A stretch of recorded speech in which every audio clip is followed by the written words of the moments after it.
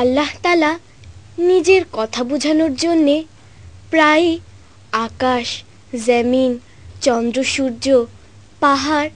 ইত্যাদির কসম করে কথা বলেছেন। এক পর্যায়ে তিনি রাতের কসম করে কিয়ামতের ভয়াবহতার কথা বলে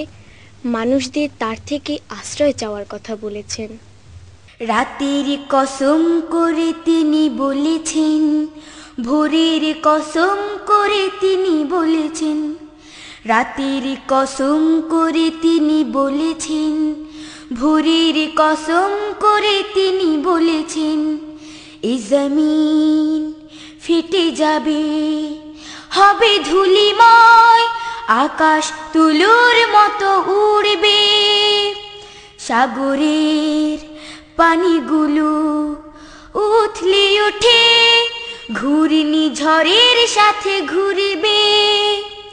এ জমিন ফেটে যাবে, হবে ধূলিময়,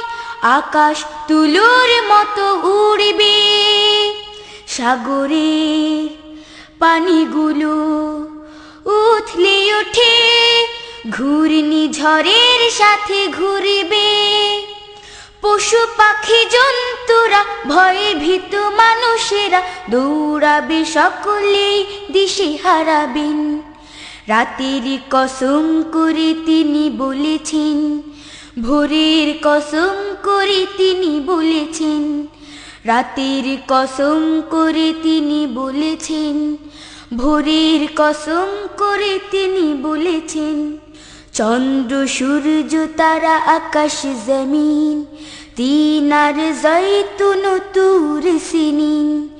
এসব শপথ করে তিনি বলেছেন, বারে বার একই কথা তিনি বলেছেন, কবরের অধিবাসী কবরে ফেটে শঙ্কিত ভীত হয়ে উঠবে, লাঞ্ছনা অপমান যন্ত্রণা ভয় অগণিত চেহারাই ফুটবে, কবরের অধিবাসী কবরে ফেটে শঙ্কিত ভীত হয়ে উঠবে, লাঞ্ছনা অপমান যন্ত্রণা ভয় অগণিত চেহারাই ফুটবে, কিছু মুখ উজ্জ্বল দীপ্ত সমুজ্জ্বল, আর সেরি নিচে গিয়ে ওরা দাঁড়াবেন। রাতের কসম করে তিনি বলেছেন, ভোরের কসম করে তিনি বলেছেন, রাতের কসম করে তিনি বলেছেন, ভোরের কসম করে তিনি বলেছেন, রাতের কসম করে তিনি বলেছেন,